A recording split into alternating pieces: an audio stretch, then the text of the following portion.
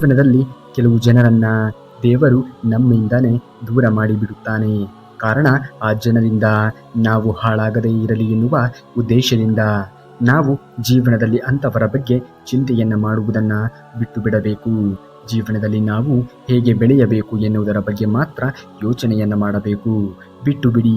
ನಿಮ್ಮನ್ನು ಅರ್ಥ ಮಾಡಿಕೊಳ್ಳದೇ ಇರುವಂತಹ ಜನರ ಚಿಂತೆಯನ್ನು ಮಾಡುವುದನ್ನು ಸಮಯವೇ ತಿಳಿಸುವುದು ಅವರಿಗೆ ನಿನ್ನ ಬೆಲೆ ಏನೆಂದು. ಅತಿ ಸಲುಹೆ, ಅತಿಯಾದ ಪ್ರೀತಿ, ಅತಿ ನಂಬಿಕೆ ಯಾರೊಂದಿಗೂ ಕೂಡ ಬೇಡವೇ ಬೇಡ. ಏಕೆಂದರೆ ಸ್ವಾರ್ಥಿಗಳೇ ತುಂಬಿರುವಂತಹ ಈ ಪ್ರಪಂಚದಲ್ಲಿ ಕೆಲವರು ನಿಮ್ಮ ಅತಿಯಾದ ಪ್ರೀತಿ ಗೌರವವನ್ನು ದುರುಪಯೋಗ ಮಾಡಿಕೊಳ್ಳುತ್ತಾರೆ. ಕೆಲವು ಜನರು ನಿಮ್ಮ ಜೀವನದಿಂದ ಬಿಟ್ಟು ಹೋಗಿದ್ದಾರೆ ಅಂದರೆ ಅದು ನಿಮ್ಮ ಕಥೆಯ ಅಂತ್ಯವಲ್ಲ, ಅದು ನಿಮ್ಮ ಕಥೆಯಲ್ಲಿ ಅವರ ಭಾಗದ ಅಂತ್ಯವಾಗಿರುತ್ತದೆ ಎಂದು ಅರ್ಥವಾಗುವುದು. ಹಾಗಾಗಿ ಯಾರಾದರೂ ನಮ್ಮನ್ನು ತೊರೆದು ಹೋಗಿದ್ದರೆ ಚಿಂತೆಗೆ ಒಳಗಾಗಬೇಡಿ, ಭರವಸೆ ಕಳೆದುಕೊಳ್ಳಬೇಡಿ. ನಾಳೆಯ ದಿನ ಈಗಿನಿಂದ ಉತ್ತಮವಾಗಿರಬೇಕು ಎನ್ನುವುದಾದರೆ ಈ ದಿನವನ್ನು ನೀವು ಉತ್ತಮ ರೀತಿಯಲ್ಲಿ ಬಳಸಿಕೊಳ್ಳುವುದನ್ನು ಕಲಿಯಬೇಕು.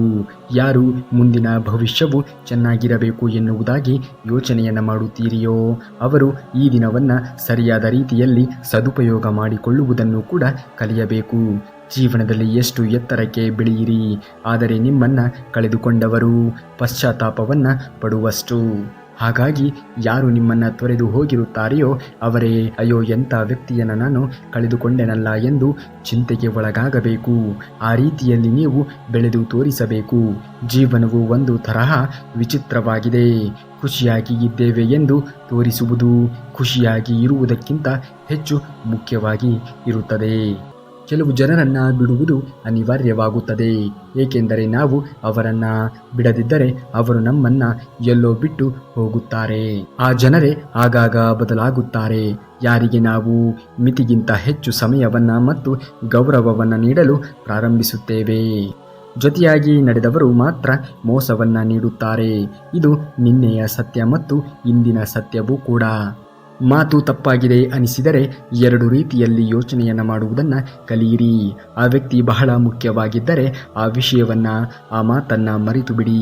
ಮತ್ತು ವಿಷಯ ಬಹಳ ಮುಖ್ಯವಾಗಿದ್ದರೆ ಆ ವ್ಯಕ್ತಿಯನ್ನೇ ಮರೆತು ಬಿಡಿ. ಯಾವುದು ನಿನ್ನದೋ ಅದು ನಿನಗೆ ಸಿಕ್ಕೇ ಸಿಗುತ್ತದೆ. ಅದನ್ನು ಕಳೆದುಕೊಳ್ಳಲು ಇಡೀ ವಿಶ್ವವೇ ಕೂಡಿದರು. ನಿನಗೆ ದಕ್ಕದೇ ಇರುವಂತಹ ವಿಷಯದ ಬಗ್ಗೆ ಅತಿಯಾಗಿ ಚಿಂತೆಗೆ ಒಳಗಾಗಬೇಡ. ಯಾವುದು ನಿನ್ನ ಹಣೆಯಲ್ಲಿ ಬರೆದಿರುತ್ತದೆಯೋ ಅದು ಎಂದಾದರೂ ನಿನಗೆ ಸಿಕ್ಕೇ ಸಿಗುತ್ತದೆ. ಬಿದ್ದ ನಂತರ ಎದ್ದೇಳುವವನು ವಾಸ್ತವದಲ್ಲಿ ಅವನು ಜೀವನವನ್ನು ಅರ್ಥ ಮಾಡಿಕೊಳ್ಳುತ್ತಾನೆ. ಜನಗಳು ನಿಮ್ಮನ್ನು ದ್ವೇಷಿಸುತ್ತಿದ್ದಾರೆ, ಅಗೌರವಿಸುತ್ತಿದ್ದಾರೆ, ಒಡೆದು ಹಾಕುತ್ತಿದ್ದಾರೆ. ಆದರೂ ನೀವು ಎಷ್ಟು ಬಲಶಾಲಿಯಾಗಿ ನಿಲ್ಲುತ್ತಿದ್ದೀರಿ ಎನ್ನುವುದನ್ನು ನೀವಾಗಿ ಇರುತ್ತೀರಾ. ಒಂದು ಬಾಗಿಲು ಮುಚ್ಚಿದಾಗ ಇನ್ನೊಂದು ಬಾಗಿಲು ತೆರೆಯುತ್ತದೆ. ಆದರೆ ನಾವು ಮುಚ್ಚಿರುವಂತಹ ಬಾಗಿಲನ್ನು ತುಂಬ ನೋವಿನಿಂದ ನೋಡುತ್ತೇವೆ. ಇನ್ನೊಂದು ನಮಗಾಗಿ ತೆರೆದಿರುವುದನ್ನು ನಾವು ನೋಡುವುದೇ ಇಲ್ಲ. ಹಾಗಾಗಿ ಮುಚ್ಚಿರುವ ಬಾಗಿಲನ್ನು, ಅರ್ಥಾತ್ ಒಂದು ದಾರಿಯಲ್ಲಿ ನಾವು ಯಶಸ್ಸನ್ನು ಕಾಣಲು ಸಾಧ್ಯವಾಗದೆ ಹೋದಾಗ ಮತ್ತೊಂದು ದಾರಿಯಲ್ಲಿ ಹೋಗಿ ಯಶಸ್ಸನ್ನು ಜಯಿಸಬೇಕೇ ವಿನಃ ನಾವು ಪಡೆದಿರುವಂತಹ, ನಾವು ಜೀವನದಲ್ಲಿ ಮಾಡಿರುವಂತಹ ಗುರಿಯನ್ನೇ ಬಿಟ್ಟು ಬಿಡಬಾರದು. ಇದು ಕಷ್ಟ ಎಂದು ನೀವು ಹೇಳಿದಾಗ ಅದರ ನಿಜವಾದ ಅರ್ಥ ನಾನು ಅದಕ್ಕಾಗಿ ಹೋರಾಡುವಷ್ಟು ಬಲಶಾಲಿ ಅಲ್ಲ ಎಂದು ಕಷ್ಟ ಎಂದು ಹೇಳುವುದನ್ನು ನಿಲ್ಲಿಸಿ ಧನಾತ್ಮಕವಾಗಿ ಯೋಚನೆ ಮಾಡುವುದನ್ನು ಕಲಿತುಕೊಳ್ಳಿ. ಆಗ ಎಲ್ಲವೂ ಕೂಡ ಸಲೀಸಾಗಿ ಸಾಗುವುದು. ಅಯ್ಯೋ ನನ್ನಿಂದ ಆಗುವುದೇ ಇಲ್ಲ ಎಂದು ಮೊದಲೇ ಯೋಚನೆಯನ್ನು ಮಾಡಲು ಹೊರಟರೆ ಯಾವುದು ಕೂಡ ಆಗುವುದಿಲ್ಲ. ಅದೇನೇ ಕೆಲಸವಿದ್ದರೂ ಕೂಡ ನನ್ನಿಂದ ಆಗುತ್ತದೆ, ನಾನು ಅದನ್ನು ಮಾಡುತ್ತೇನೆ ಎನ್ನುವುದಾಗಿ ಯೋಚನೆಯನ್ನು ಮಾಡಿ. ಆಗ ಅದೆಂತಹ ಕಠಿಣವಾಗಿರುವಂತಹ ಕೆಲಸವಾದರೂ ಸರಿ ಅದರಲ್ಲಿ ಜಯವನ್ನು ಸಾಧಿಸಬಹುದು. ಮನಸ್ಸಿನ ಶಕ್ತಿಗಿಂತ ಮಿಗಿಲಾದ ಸಂಪತ್ತು ಈ ಜಗತ್ತಿನಲ್ಲಿ ಮತ್ತೊಂದಿಲ್ಲ. ನಾವು ಮೊದಲು ಮನಸ್ಸನ್ನು ಮಾಡುವುದನ್ನು ಕಲಿಯಬೇಕು.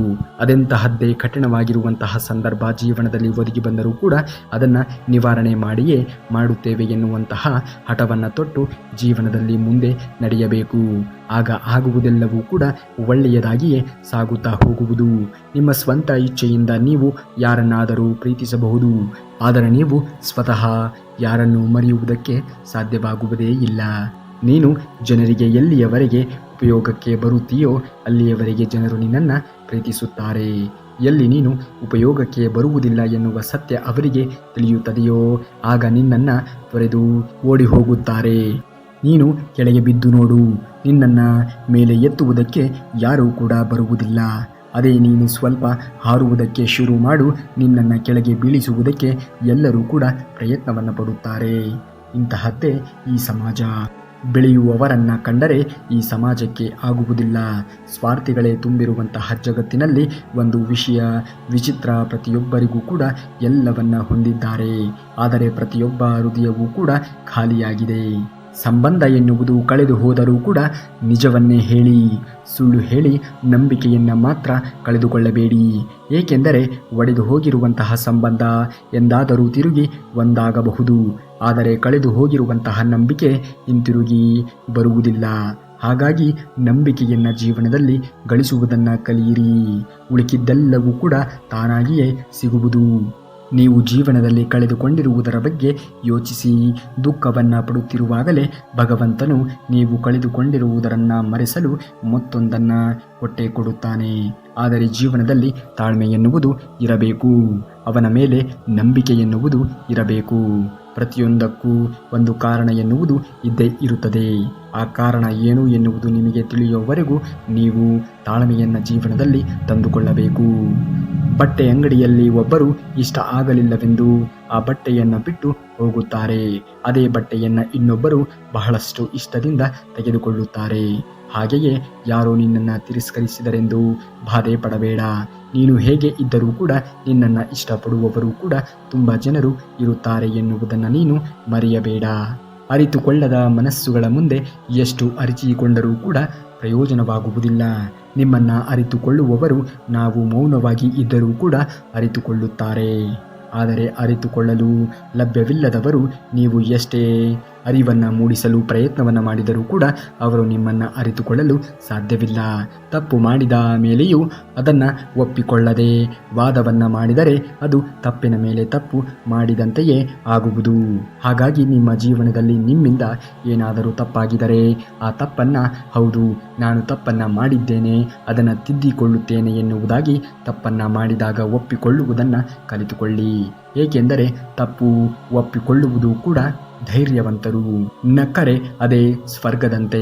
ಹಾಗಾಗಿ ನಗುತ್ತಾ ನಗುತ್ತಾ ಪ್ರೀತಿಯನ್ನ ಸವಿಯುತ್ತಾ ಬಾಳೋಣ. ಬದುಕು ನಿಧಾನವಾಗಿ ಪಾಠವನ್ನ ಕಲಿಸುತ್ತದೆ. ನಿನ್ನತನವನ್ನ ಅಡವಿಟ್ಟು ಯಾರನ್ನು ನೀನು ಪ್ರೀತಿಸುವಂತಹ ಅಗತ್ಯವಿಲ್ಲ. ಏಕೆಂದರೆ ಇಲ್ಲಿ ಯಾರೂ ಕೂಡ ಯಾರಿಗೂ ಅನಿವಾರ್ಯವಲ್ಲ ಎನ್ನುವ ಸತ್ಯವನ್ನು ಅರಿತು ಜೀವನವನ್ನ ಮಾಡಿ. ಆಗುವುದಿಲ್ಲ, ಒಳ್ಳೆಯದಕ್ಕೆ ಆಗುತ್ತದೆ. ಕಿಟಕಿಯ ಬಾಗಿಲು ತೆರೆಯಲು ಇಚ್ಛಿಸುವವನು ಶುದ್ಧ ಗಾಳಿ ಬೆಳಕನ್ನು ನಿರ್ಲಕ್ಷಿಸಬಾರದು. ಮನಸ್ಸು ಸಹ ಅಂತೆಯೇ. ತೆರೆದುಕೊಂಡಷ್ಟು ಉದಾತ್ತ ವಿಚಾರಗಳು ನಮ್ಮದಾಗುತ್ತದೆ. ಹಾಗಾಗಿ ನಾವು ಎಂದಿಗೂ ಕೂಡ ಒಳ್ಳೆಯ ವಿಚಾರಗಳತ್ತ, ಒಳ್ಳೆಯ ಅಂಶಗಳತ್ತ ಗಮನವನ್ನು ಹರಿಸಬೇಕು. ಸಾಗುವ ದಾರಿ ಚೆನ್ನಾಗಿದೆ ಎಂದು ಗುರಿ ಮರೆಯಲೇಬಾರದು. ಗುರಿ ಚೆನ್ನಾಗಿದೆ ಎಂದು ಸಾಗುವ ದಾರಿಯನ್ನು ನಿರ್ಲಕ್ಷ್ಯ ಮಾಡಬಾರದು. ದಾರಿ, ಗುರಿ ಹಾಗೂ ಸಾಗುವ ದಾರಿ ಎರಡೂ ಕೂಡ ಮುಖ್ಯವಾಗುತ್ತದೆ ಎನ್ನುವುದನ್ನು ಅರಿತು ಜೀವನವನ್ನು ಕಳೆಯಿರಿ. ಜೀವನದಲ್ಲಿ ಅದೆಂತಹದ್ದೇ ಕಠಿಣವಾಗಿರುವಂತಹ ಸಂದರ್ಭಗಳು, ಈ 3 ತ್ಯಾಗವನ್ನು ನೀವು ಎಂದಿಗೂ ಕೂಡ ಮಾಡಲೇಬಾರದು. ಒಂದು ಕುಟುಂಬ, ಇನ್ನೊಂದು ಹೃದಯ ಮತ್ತು ಘನತೆ. ಕುಟುಂಬವನ್ನು ಯಾವುದೇ ಕಾರಣಕ್ಕೂ ತೊರೆಯಬಾರದು. ಹೃದಯವನ್ನು ಯಾವುದೇ ಕಾರಣಕ್ಕೂ ಘಾಸಿಗೊಳಿಸಬಾರದು. ನಿಮ್ಮನ್ನು ತುಳಿಯುವವರ ಪಾಲಿಗೆ ಮುಳ್ಳಾಗಿ, ನಿಮ್ಮೊಡನೆ ಕೈ ಜೋಡಿಸುವವರ ಪಾಲಿಗೆ ಮಗ್ಗಾಗಿ ಜೀವನ ಪೈಪೋಟಿಯಲ್ಲಿ ನಮ್ಮತನ ಉಳಿಸಿಕೊಳ್ಳುವುದು ಮುಖ್ಯವಾಗುತ್ತದೆ. ಹಾಗಾಗಿ ನಿಮ್ಮತನವನ್ನು ಯಾವುದೇ ಕಾರಣಕ್ಕೂ ಕೂಡ ನೀವು ಜೀವನದ ಉದ್ದಕ್ಕೂ ಯಾವುದೇ ಪ್ರಸಂಗ ಬಂದರೂ ಕೂಡ ಕಳೆದುಕೊಳ್ಳಬೇಡಿ. ಜೀವನದಲ್ಲಿ ಇತರರು ನಿಮ್ಮಂತೆಯೇ ಅವರಿಗೂ ಕೂಡ ನೋವಾಗುತ್ತದೆ ಎನ್ನುವ ಅರಿವನ್ನು ನೀವು ಜೀವನದಲ್ಲಿ ಬೆಳೆಸಿಕೊಳ್ಳಿ. ಆಗ ನಿಮ್ಮಿಂದ ಯಾರಿಗೂ ಕೂಡ ನೋವು ಎನ್ನುವುದು ಸಂಭವಿಸುವುದಿಲ್ಲ. ನೀವು ಇತರರನ್ನು ಎಷ್ಟು ಗೌರವಿಸುತ್ತೀರಿ ಎನ್ನುವುದರ ಮೇಲೆ ನಿಮ್ಮ ಗೌರವವು ಕೂಡ ನಿಂತಿರುತ್ತದೆ. ಒಳ್ಳೆಯದನ್ನು ಕೊಟ್ಟಾಗ ಮಾತ್ರ ಒಳ್ಳೆಯದನ್ನು ಪಡೆಯಲು ಸಾಧ್ಯವಾಗುವುದು. ಹಾಗಾಗಿ ನಾವು ಇತರರಿಗೆ ಗೌರವವನ್ನು ಕೊಡುವುದಾದರೆ ಇತರರು ಕೂಡ ನಮಗೆ ಗೌರವವನ್ನು ಕೊಡುತ್ತಾರೆ ಎನ್ನುವ ಜ್ಞಾನವನ್ನು ಹೊಂದಿ ಜೀವನವನ್ನು ಕಳೆಯಿರಿ. ಗೌರವವನ್ನು ಕೊಡದೆಯೇ ನಮಗೆ ಗೌರವವನ್ನು ಕೊಡುತ್ತಿಲ್ಲ ಎಂದು ದೂಷಿಸುವುದು ಎಷ್ಟು ಸರಿ? ಗೌರವ ನಿನಗೆ ಬೇಕು ಎನ್ನುವುದಾದರೆ ಮೊದಲು ನೀನು ಕೂಡ ಇತರರಿಗೆ ಗೌರವವನ್ನು ಕೊಡುವುದನ್ನು ಕಲಿಯಬೇಕು ಅಲ್ಲವೇ? ಅದು ದೊಡ್ಡವರೇ ಆಗಿರಲಿ, ಸಣ್ಣವರೇ ಆಗಿರಲಿ. ಸ್ನೇಹ ಪ್ರೀತಿಯನ್ನು ಹಂಚುತ್ತಾ ಇತರರ ನೋವಿಗೆ ಸ್ಪಂದಿಸುತ್ತಾ ಸಾಗೋಣ. ಇದೇ ಸಾರ್ಥಕ ಬದುಕಿನ ಸೂತ್ರವಾಗಿದೆ.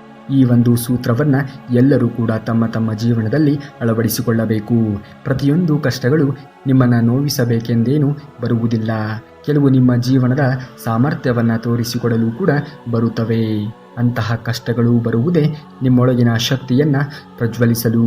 ಜೀವನದಲ್ಲಿ ಯಾವಾಗಲೂ ಸನ್ಮಾರ್ಗದಲ್ಲಿಯೇ ನಡೆಯೋಣ. ಅದು ಇತರರಿಗೂ ಕೂಡ ಪ್ರೇರಣೆಯಾಗುವಂತೆ ನೋಡಿಕೊಳ್ಳೋಣ.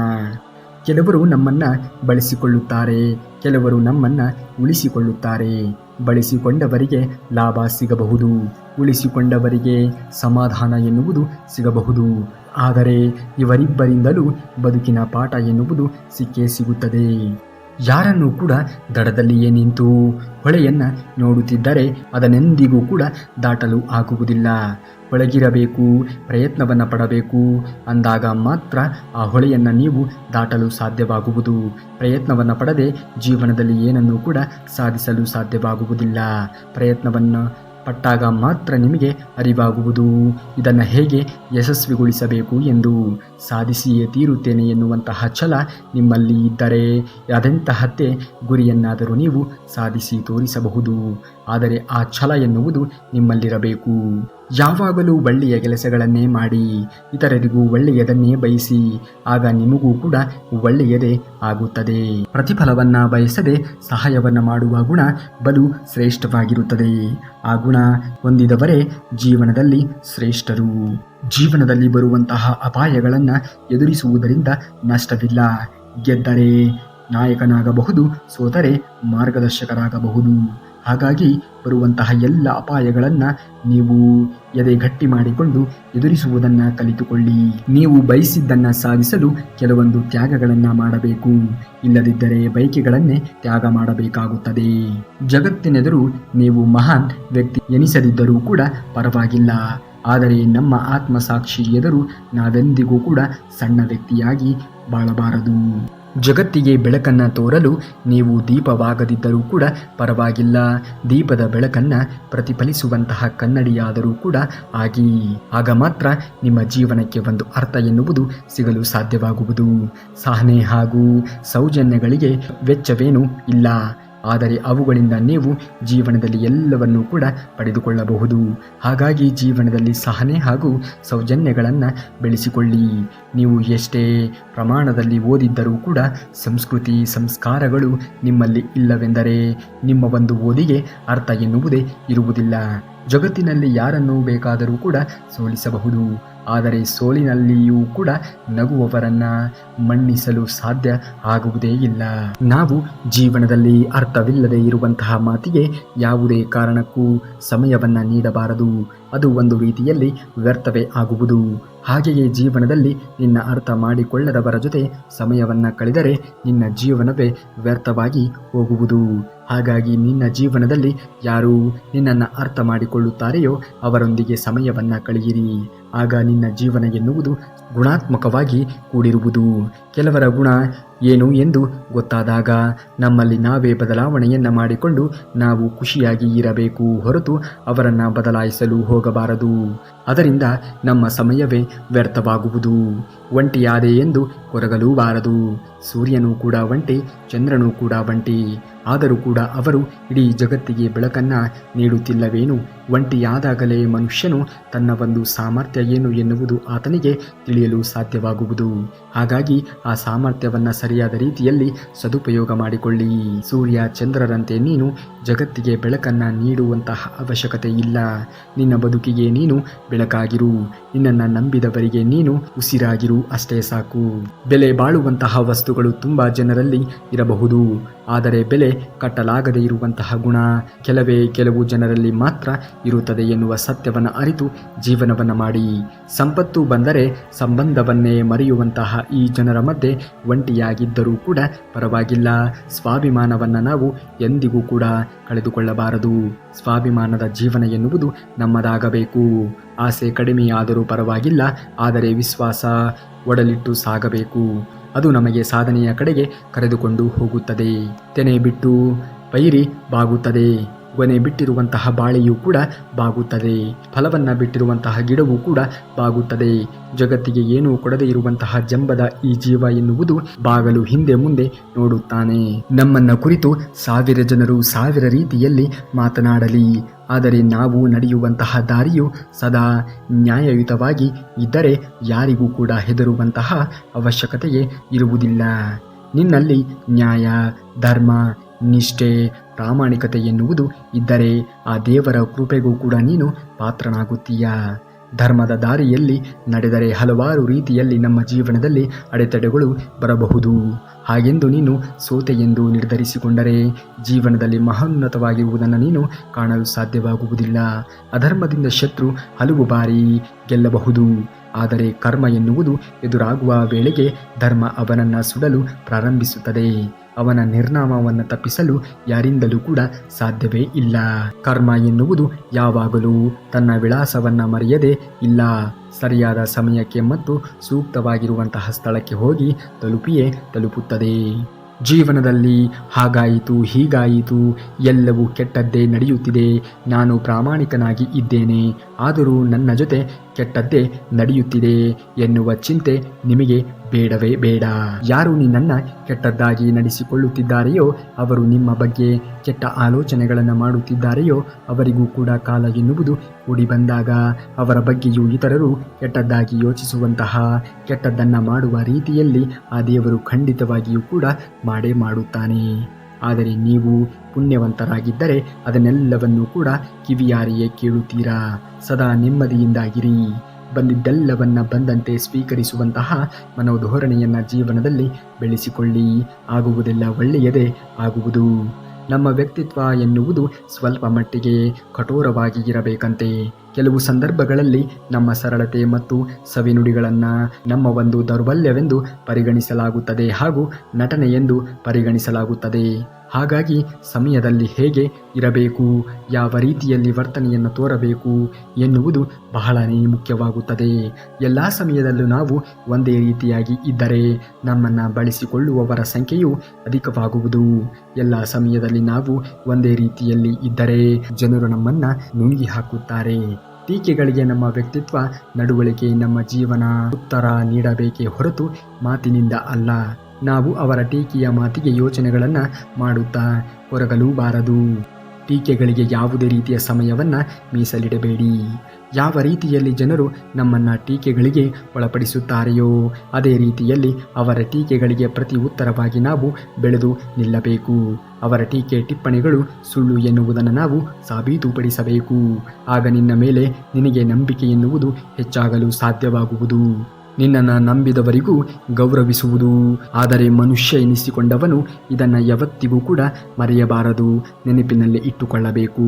ನೀನು ಬೇರೆಯವರ ಕಂಗಳಲ್ಲಿ ಕಣ್ಣೀರನ್ನು ತರಿಸಿದರೆ ಖಂಡಿತವಾಗಿಯೂ ಕೂಡ ನಿನಗೂ ಒಂದು ವೇಳೆ ಬಂದೇ ಬರುತ್ತದೆ. ಆ ವೇಳೆ ಬಂದಾಗ ನಿನ್ನ ಕಣ್ಣಲ್ಲಿ ಕೇವಲ ನೀರು ಬರುವುದಿಲ್ಲ, ರಕ್ತವೂ ಕೂಡ ಬರಬಹುದು.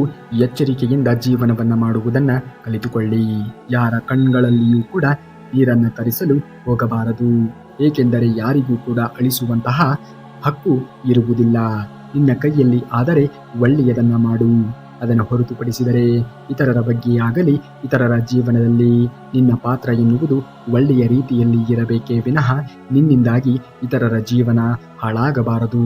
ಇತರರ ಜೀವನವನ್ನು ಹಾಳು ಮಾಡುವ ಅಧಿಕಾರ ನಿನಗೆ ಇಲ್ಲವೇ ಇಲ್ಲ. ಬೆಳಕು ನೀಡಿ ಉರಿದಂತಹ ಮೇಣದ ಬತ್ತಿಗೆ ಗೊತ್ತಾಗಿದ್ದು ನನ್ನನ್ನು ಸುಟ್ಟಿದ್ದು ಮತ್ತೆ ಯಾರೂ ಕೂಡ ಅಲ್ಲ, ನನ್ನೊಳಗಿರುವಂತಹ ದಾರವೇ ಎಂದು. ಹಾಗಾಗಿ ನಾವು ಇತರರಿಗೆ ಏನನ್ನ ಬಯಸುತ್ತೇವೆಯೋ ಅದು ನಮ್ಮ ಜೀವನದಲ್ಲಿ ಮರುಕಳಿಸುವುದು.